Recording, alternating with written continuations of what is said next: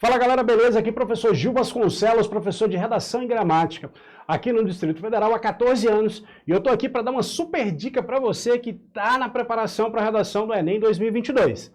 Primeiramente, eu quero agradecer muito ao meu amigo querido e candidato Reginaldo Veras por participar novamente desse projeto que vai ajudar milhares de candidatos aí Brasil afora. Beleza?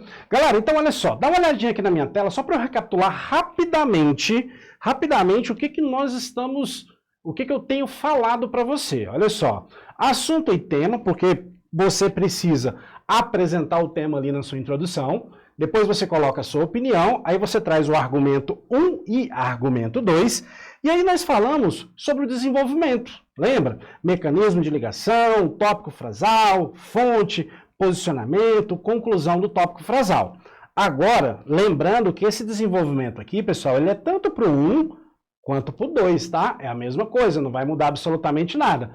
Professor, por que eu tenho que fazer 1 e 2? Porque lá na sua introdução, você vendeu para o corretor o argumento 1 e o argumento 2. Então, entregue D1 e D2.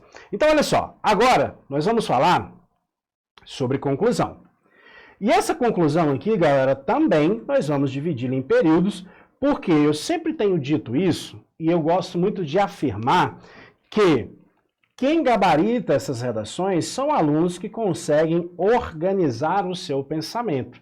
E você precisa também fazer essa organização no seu texto. Então, olha só, primeira coisa que você vai fazer na conclusão, você vai fazer uma paradinha chamada retomada da tese. Depois você vai trazer os agentes, e eu explico para você por que esses agentes aqui estão no plural, né? Depois você vai trazer a API, depois você vai trazer como isso vai funcionar, e depois você vai trazer essa finalidade. Galera, retomada de tese, olha aqui para mim.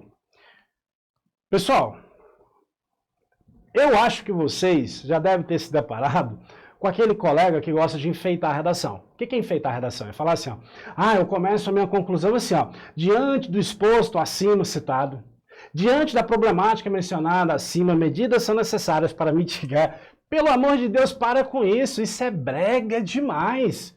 E outra coisa, tecnicamente você está falando com o corretor, para de falar com o corretor, vai direto para a estrutura do texto.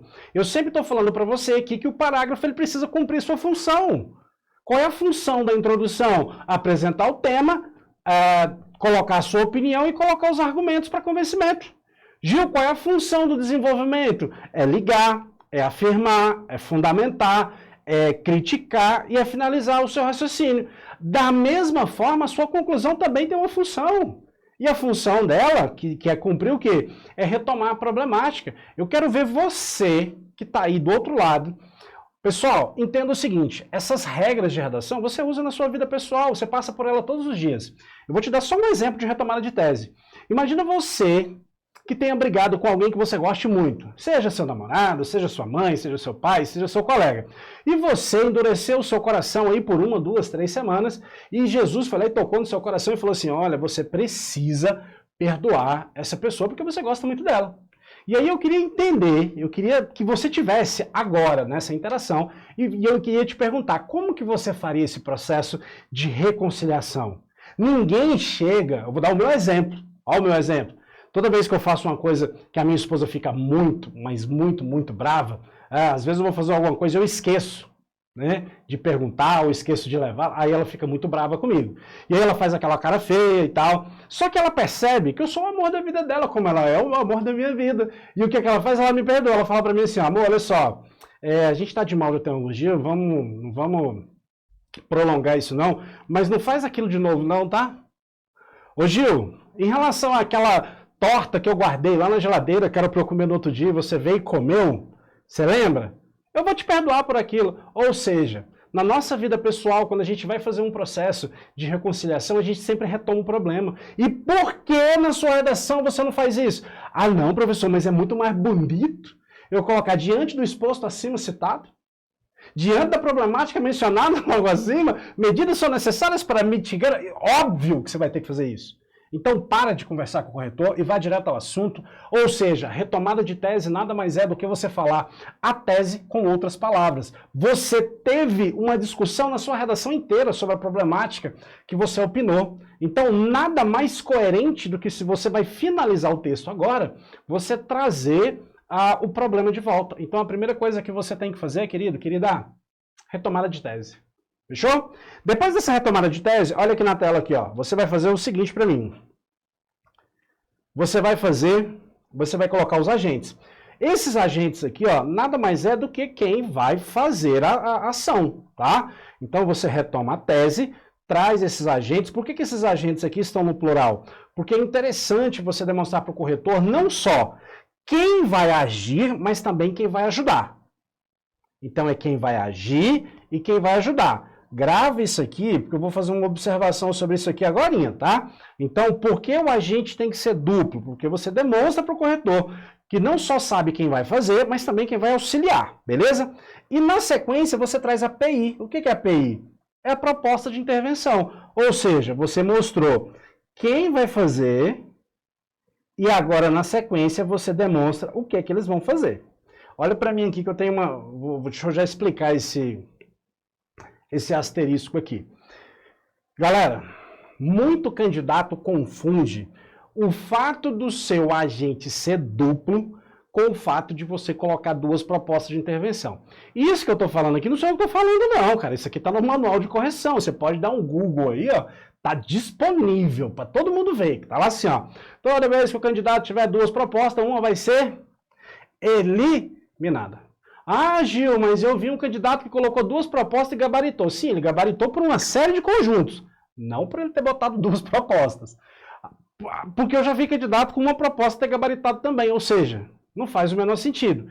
E aí, por que eu vejo que os alunos fazem duas propostas? Porque eles entendem que por colocar um agente duplo.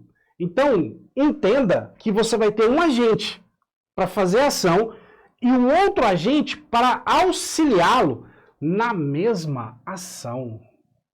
Você demonstra a ideia de que você tem essa noção de cooperativismo, tá? Você demonstra isso para o corretor. Então, não coloca duas propostas não, tá? Porque uma vai ser eliminada. Ah, Gil, mas se uma não ficar boa, outra fica. Esse raciocínio não faz muito sentido para mim. Mas se fizer para você, tudo bem. Mas não tem necessidade. Depois da PI, galera, aqui, ó, vem uma coisinha chamada detalhamento. Esse detalhamento, galera, tá aqui, ó. Inclusive ontem eu estava dando aula e apareceram uns alunos falando assim, professor, eu aprendi que eu preciso detalhar o agente. Galera, faz algum sentido para você ficar detalhando o agente? Porque fica meio tautológico, fica meio óbvio. Sei lá, por exemplo, você pega e fala assim, ó, portanto, cabe ao Ministério da Educação. Aí, você vai detalhar o Ministério da Educação, ó. Portanto, cabe ao Ministério da Educação, órgão responsável pela educação no Brasil? Sim.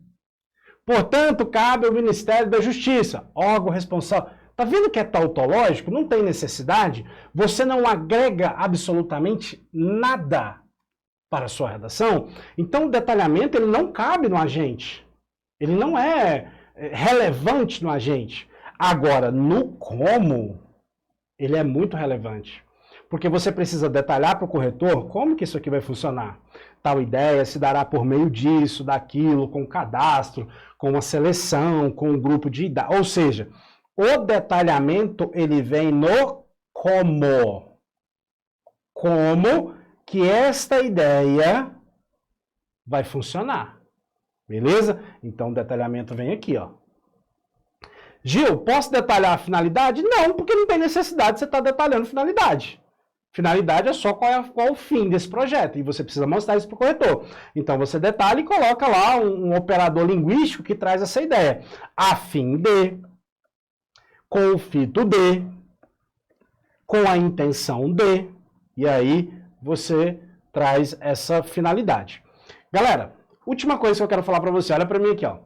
Um equívoco que eu vejo muitos candidatos cometendo. Conscientização não é PI. Conscientização não é proposta de intervenção. Conscientização pode ser finalidade, tá? Mas conscientização não é meio.